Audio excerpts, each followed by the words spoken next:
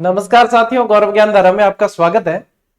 आज होली के बाद अपन फिर से क्लासेस शुरू कर रहे हैं। उम्मीद कर रहा हूं कि आप सभी की होली जो है बहुत अच्छे से गुजरी होगी और आप सभी ने बहुत मजे लिए होंगे। लेकिन मैं एक बात ये भी जानता हूं कि एक बेरोजगार अभ्यर्थी के लिए होली वही बढ़िया रहती है जब वो खुद जो है रोजगार लग जाता है और वो खुद गवर्नमेंट जॉब में होते हुए मनाता है, क्योंकि उसका सपना ये होता है। तो चलिए कोई बात नहीं, उसी सपने को पूरा करने के लिए प्रयास करते हैं। वाद्य यंत्र की अपनी क्लास चल रही थी साथियों, उसी को कंटिन्यू करते हैं और वाद्य यंत्र की ये अंतिम क्लास है और इसको पूरी करने के बाद अपन आगे बढ़ेंगे। कई सारे विद्यार्थी अभी भी सैकड़ों कमेंट करते हैं कि सर ज्योग्राफी की क्लासेस कब से शुरू होगी। तो देखो, एक पार्ट को शुरू करने के लिए दूसरे पार्ट को बीच में छोड़ दें, ऐसा नहीं हो सकता। कल्चर की जो क्लासेस बाकी है वो पूरी हो जाएगी, उसके बाद में आपके भूगोल की क्लासेस शुरू कर देंगे। व्यवस्थित और विधिवत तरीके से चलेंगे तभी आप जो है विश्वास कर पाओगे और उसके अनुसार ही आगे बढ़ना चाहिए।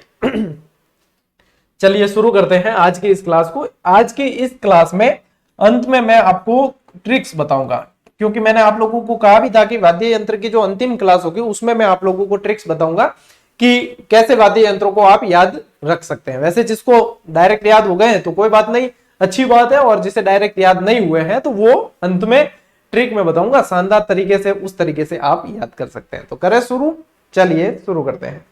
भाई होली का माहौल है और होली में जो है गेर वगैरह बहुत सारे उत्सव मनाए जाते हैं और बढ़िया आप लोग भी मजे ले रहे होंगे, ये उम्मीद है। लेकिन इस पढ़ाई को कंटिन्यू रखना बहुत जरूरी है, इसलिए मैं भी फिर से कंटिन्यू होने की कोशिश कर रहा हूँ और आप लोग भी कंटिन्यू रहे, ठीक है। चलिए, तो वाद्य यंत्र जो अपन पढ़ रहे थे उसमें अपने जो वाद्य यंत्र बाकी थे उसमें से एक ही तरह का बाकी था, वो था अपने घन वाद्य यंत्र।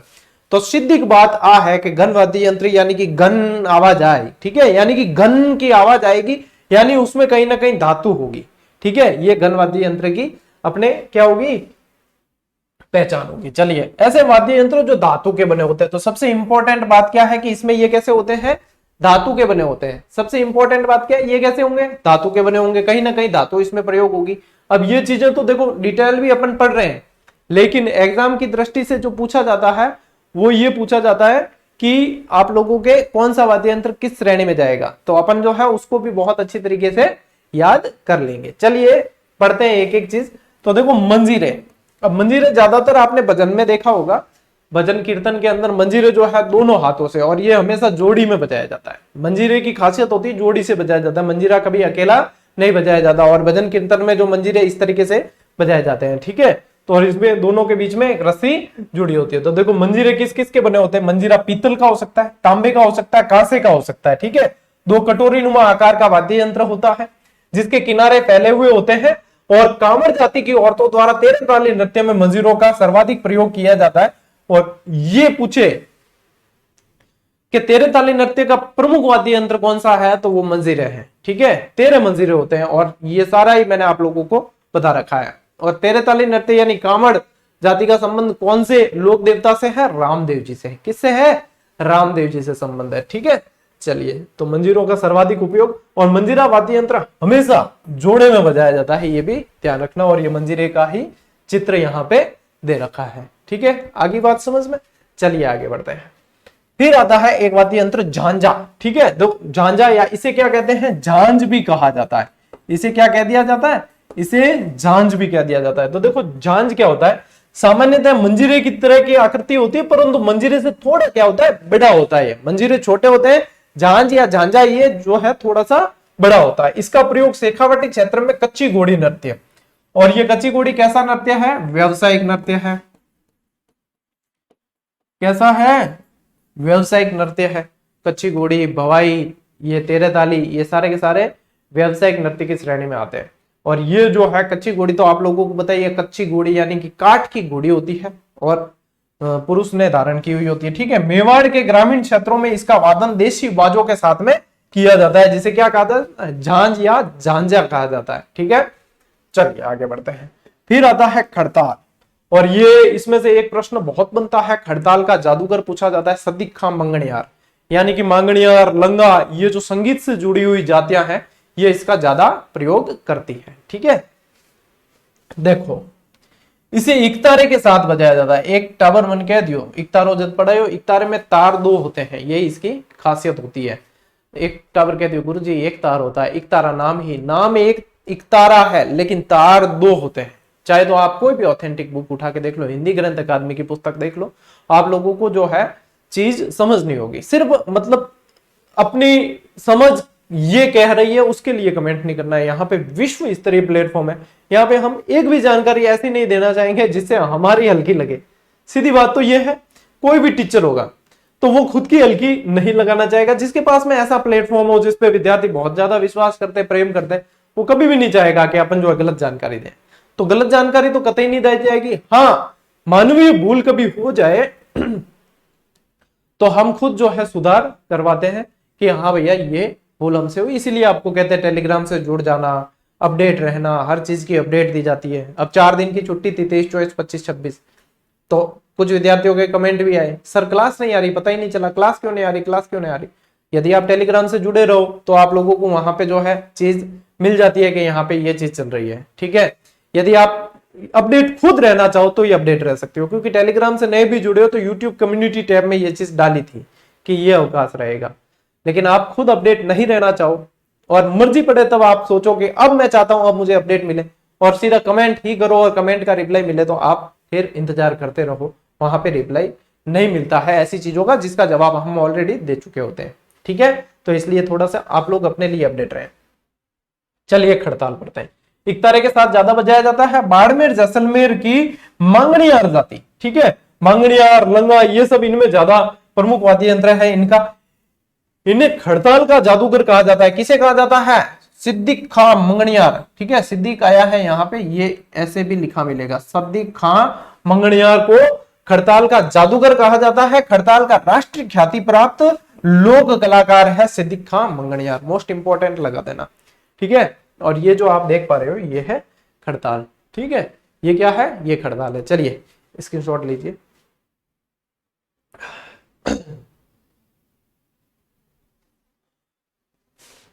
चले आगे चले। थाली, क्या गुरुजी थाली कैसा वाद्य यंत्र है? थाली थाली के जैसा ही वाद्य यंत्र है भाई। ढोल बजाते हैं तो ढोल के साथ में थाली भी बजाई जाती है। आप लोगों ने देखी होगी, कांसे की, पीतल की ऐसी थालियां होती है, छोटी थाली होती है। खाना खाने वाली प्लेट लेकर नहीं जाते हैं, वो बजाने की स्पेशल होती है थाली, उसे थाली वाद्य यंत्र के अंदर आ जाता है। ठीक है, थाली प्राय कांसे नामक धातु की बनी होती है, ज्यादातर कांसे की बनी होती है, पीतल की भी देखने को मिल जाती है लेकिन ज्यादातर कांसे की। इसका उपयोग समस्त राजस्थान में विशेषकर नृत्य और नाट्यों के अवसर पर किया जाता है तथा पुत्र के जन्म की सूचना हेतु भी थाली बजाई जाती है।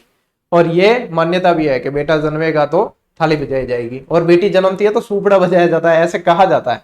अब देखो मान्यताएं जो आई है वो बता रहा हूं, बाकी बेटा बेटी में कोई भेद नहीं करना चाहिए। बेटियां आजकल बेटों से भी आगे जा रही है। यह ढोली या दमामी समाज का मुख्य वाद्य यंत्र है, ढोल के साथ में बजाया जाता है। ठीक है, ढोल के साथ थाली बजाने का प्रयोग है। तो देखो इसके अलावा क्या ध्यान में रखना है, थाली का प्रयोग विशेष रूप से चरी नृत्य में किया जाता है। चरी और चक्री दो नृत्य स्पेशली कंफ्यूज करने वाले जो मैंने आप लोगों को बहुत अच्छी तरीके से बताए हैं, तो ये ध्यान में रखना है। ठीक है, फिर आ गया वो रमझोल। नर्तकगण इसे पांव में टखने के ऊपर पिंडली पर बांधकर होली के अवसर पर होने वाले गैर नृत्य और उदयपुर जिले में भील जनजाति के लोग चक्राकार नृत्यों में प्रयोग करते हैं। और ये देखो ये प्रश्न बन जाए कि कौन सा वाद्य यंत्र जो है वो पैर के टखने के पास बांधकर बजता है या बजाया जाता है, तो वो फिर क्या है? आपके रमझोल है, ये ध्यान रखना है स्पेशली। ठीक है, फिर आओ आगे झारनी। इस वाद्य यंत्र का उपयोग लोक देवता तेजा जी के अनुयायी करते हैं और इस वाद्य यंत्र का प्रयोग सांप काटने के इलाज करते वक्त किया जाता है और तेजा जी को माना भी जाता है सर्पदंश के इलाज के लिए। तो ये झारनी का यहाँ पे ध्यान रखना है कि सांप काटे तो विष चीरने के लिए झारनी, इस तरीके से याद आप कर सकते हैं। ठीक है ना, तो ये तेजा जी के लिए स्पेशली पूछे तब आप लोगों को ये ध्यान रखना है। अब जो है देवनारायण जी से रिलेटेड पूछते तो आप लोगों को क्या ध्यान में रखना था? जंतर ध्यान में रखना था। रामदेव जी से संबंधित तो फिर मंजीरे ध्यान में रखने थे। तो कुछ चीजें जो है स्पेशली लोक देवताओं से संबंधित आप लोगों को ध्यान में रखनी ही है। ठीक है, चलिए स्क्रीनशॉट लीजिए।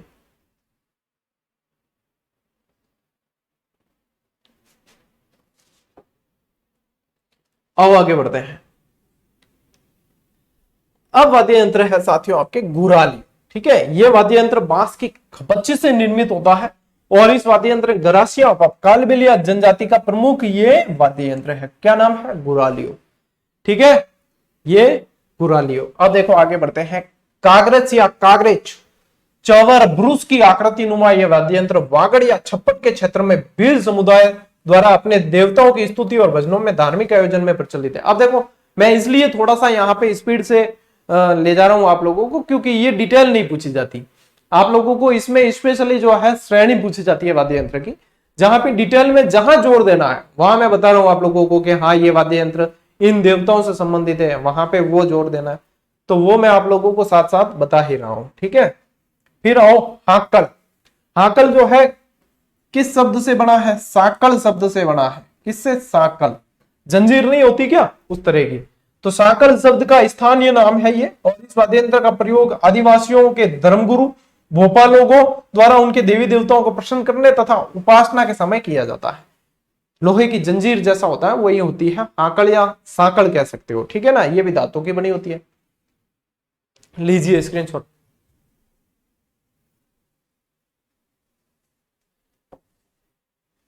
चलो भैया नेक्स्ट, त्रिमंडल या घंटी बाजा। इस वाद्य यंत्र के कांसे या तांबे के 8 से 16 टंकोरे होते हैं। टंकोरे भी एक तरह के क्या होते हैं?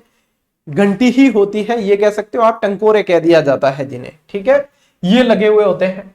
और इस वाद्य यंत्र का वादन मुख्यतः वैवाहिक अवसरों पर बारात के समय किया जाता है। ठीक है, चलिए टोकरिया।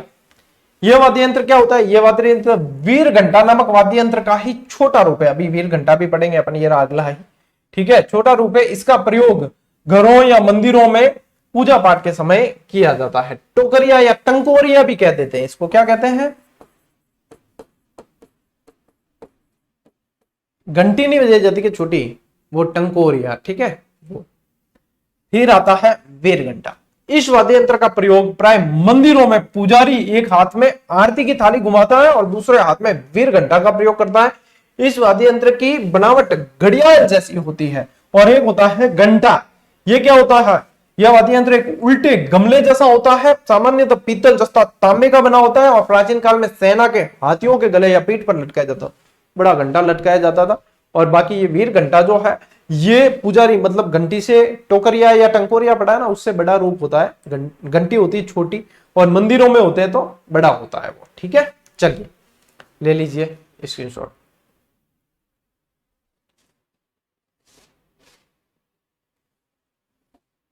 तो आज वाद्य यंत्र पूरे हो जाएंगे और इसके बाद में मैं आप लोगों को वाद्य यंत्र की ट्रिक भी बता दूंगा, तो उसके हिसाब से आप बहुत अच्छी तरीके से याद रख पाएंगे। ठीक है, फिर होता है चिमटा, और मारवाड़ी में इनके कहते हैं चीपियो।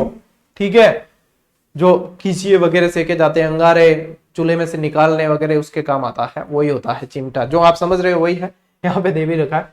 ये सामान्यतः इसमें क्या होता है, फिर ये इनकी सूर और इनके लिए जो अंदर मतलब धातु के ही ऐसे चपटे वाइसर टाइप वो लगे होते हैं, तो वो बजता है। भजन कीर्तन में साधु संतों द्वारा बजाया जाने वाला वाद्य यंत्र है। यह वाद्य यंत्र रसोई घर वाले चिमटे से थोड़ा बड़ा होता है और इस वाद्य यंत्र को खींचिए सेकने के वगैरह या अंगारे निकालने के काम में नहीं लिया जाता। ये जो है वाद्य यंत्र के काम में ही लिया जाता है। फिर आती है लेजिम। लेजिम गरासिया यहाँ पे पढ़ रहे हैं अपन। ये स्पेशली लेजिम यदि देखेंगे तो महाराष्ट्र में ज्यादा बजाई जाती है।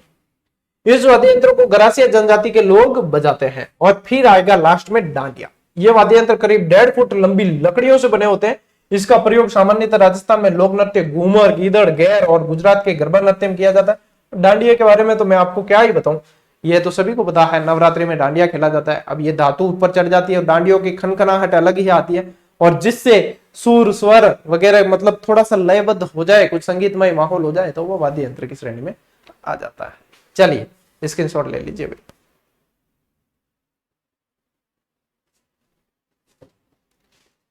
हाँ, तो ये तो अपन ने सभी डिटेल में सारे के सारे अपन ने पढ़ लिए। ठीक है, डिटेल में सारे वाद्य यंत्र पढ़ लिए। अब अपन थोड़े से आ जाते हैं इसमें ट्रिक की तरफ। ठीक, एक एक जो है वाद्य यंत्र की ट्रिक देख लेते हैं। अब ट्रिक का मामला ऐसा है कि जरूरी नहीं है कि आप इसे याद करो, आपको सीधी चीजें याद हो रही है, आप प्रश्न अच्छे से कर पा रहे हो तो आपको ट्रिक याद करने की आवश्यकता नहीं है।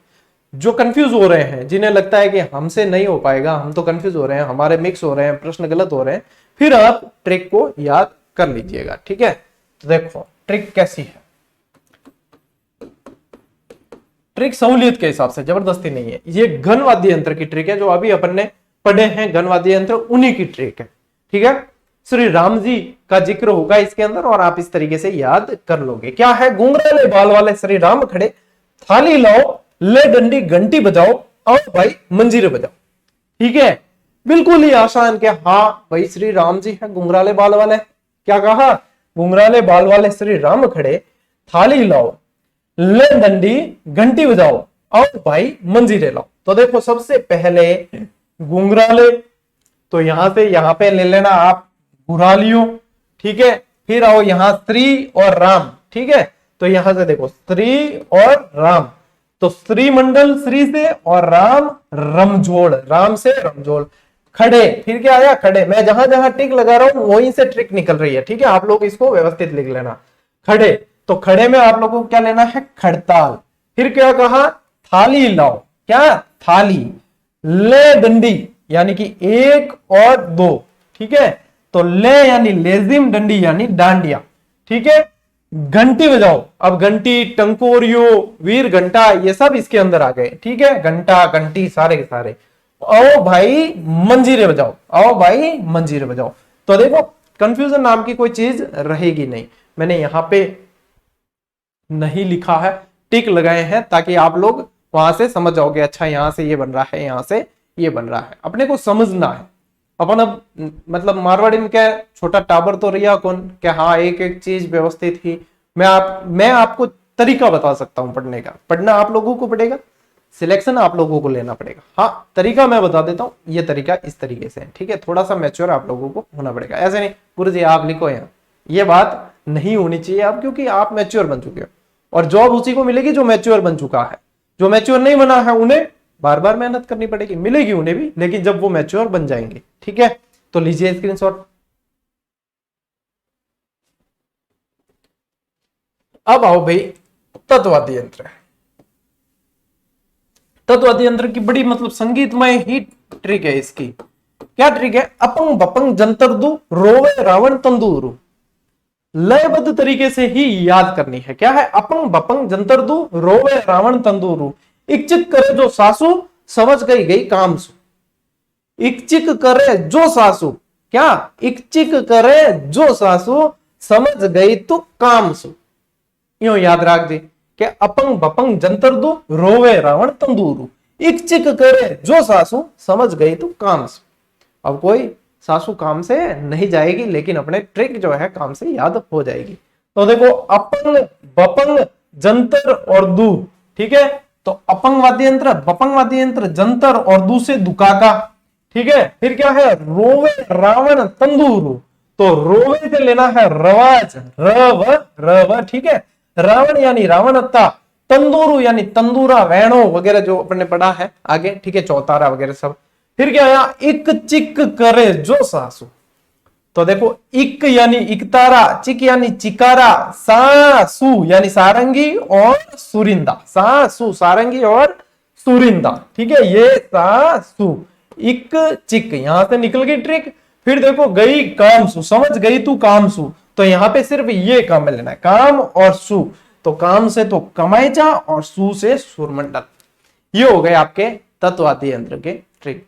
थोड़ा सा मुझे बेटर लगेगा तो मैं और व्यवस्थित तरीके से बता दूंगा। आज थोड़ा स्वास्थ्य ठीक नहीं है मेरा, तो लेकिन फिर भी क्लास जो है कंटिन्यू करनी जरूरी है। आप लोगों की जो है लय टूटे नहीं, इसलिए। ठीक है, तो बहुत आसान ट्रिक है। अपंग बपंग जंतर दू, रोवे रावण तंदूरू। इकचिक करे जो सासू, समझ गई तू कामसू, समझ गई तू कामसू। ठीक है, इस तरीके से याद कर लेना। अब आओ भैया आगे, सुशिरवादी यंत्र। देखो, सुशिरवादी यंत्र में भी क्या है? मोर से नाग पावरी डरे, मोर से नाग पावरी डरे, यानी मोर से नाग डरते ही है। ठीक है, मोर से नाग पावरी डरे, भांग बाकी बोली करे। ठीक है, मोर से नाग पावरी डरे, भांग बाकी बोली करे, तुम ओसे सिंगा पहली नड़े, सुर में बस अलगो जबड़े। मतलब तुक मिलाया हुआ है ताकि याद करने में दिक्कत नहीं हो। और याद उन्हें ही करनी है जिनको डायरेक्ट याद नहीं हो रहे कि गुरुजी ये याद करें, इससे अच्छा डायरेक्ट वाद्य यंत्र याद कर लें।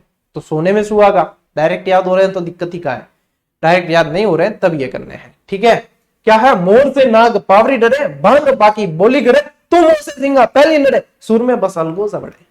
जैसे कोई दोहा याद किया, बचपन में बहुत किए हैं अपन ने, तो यहाँ पे भी जैसे कोई दोहा याद किया है, तो देखो मोर से नाग, मोर से नाग पावरी। ठीक है, तो देखो मोरचंग से यानी शंख, नाग यानी नागफणी, पावरी यानी पावरी वाद्य यंत्र ही है।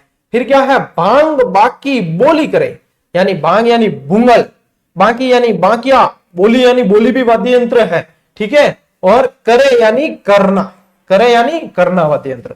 फिर क्या है, तुम मोसे सिंगा, तुम मोसे सिंगा पहली नड़े। देखो पूरे से ट्रिक निकलेगी। तुम मोसे यानी तुरही, मोसे यानी मसक, सिंगा यानी सिंगा सिंगी वाद्य यंत्र है। ठीक है, पहली भी वाद्य यंत्र है, नडे यानी नड। और फिर क्या है, सुर में बस अलगोजा बढ़े, सुर में बस अलगोजा बढ़े। तो सुर यानी सुरनई, बस यानी बांसुरी, और अलगोजा वाद्य यंत्र है। तो सुर में बस अलगोजा बढ़े। ठीक है, बढ़े आप छोड़ देना, ये ऐसे ही, यानी कि एक दोहा याद किया है ऐसा ही।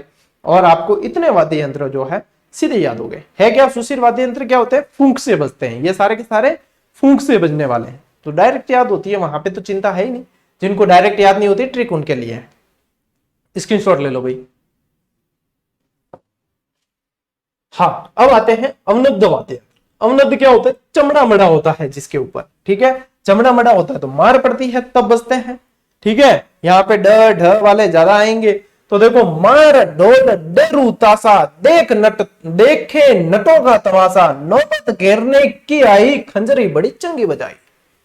क्या है, मार ढोल डेरू तासा, देखे नटों का तमाशा, मार ढोल डेरू तासा, देखे नटों का तमाशा, नौबत घेरने की आई, खंजरी बड़ी चंगी बजाई। ठीक है, तो देखो मार यानी मांदल, ढोल डेरू तासा। तो देखो मांदल, ढोल, ढोलक भी आ गया, ढाक भी आ गया, डेरू और तासा जो मोहर्रम में बजाया जाता है।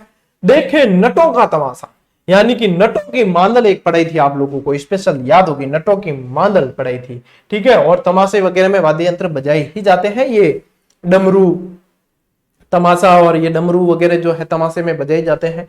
फिर यहां से नौबत घेरने की आई, तो देखो नौबत भी वाद्य यंत्र इसके अंदर ही जाएगा, घेरना यानी घेरा, और खंजरी बड़ी चंगी बजाई। तो खंजरी और चंगी यानी चंग, ये वाद्य यंत्र सारे के सारे अवनद्ध वाद्य यंत्र के अंदर आएंगे। बिल्कुल बढ़िया, एकदम लयबद्ध तरीके से याद हो जाएंगे। कैसे कि मार ढोल डेरू तासा, देखे नटों का तमाशा, नौबत घेरने की आई, खंजरी बड़ी चंगी बजाई। इस तरीके से अब देखो 2-4 बार प्रैक्टिस करोगे तो वाद्य यंत्र हमेशा हमेशा के लिए याद हो जाएंगे, फिर कोई कंफ्यूजन नहीं, फिर आपको सीधा सीधा एकदम अंदर घुस जाएगा ये टॉपिक। और अपन को चाहिए क्या है ना, स्क्रीनशॉट ले लिया होगा, मैं साइड में हट गया था। और इसी के साथ साथियों आप लोगों के ये क्लास पूरी हो गई है वाद्य यंत्र की भी। ठीक है, तो वाद्य यंत्र यहाँ पे मैंने सारे करवा दिए हैं, चारों तरह के वाद्य यंत्र हो गए हैं। और जैसा कि आप लोगों को कहा था कि इसमें वाद्य यंत्र की ट्रिक भी दी जाएगी आप लोगों को, तो इस क्लास में आप लोगों को वाद्य यंत्र की ट्रिक भी दे दी है।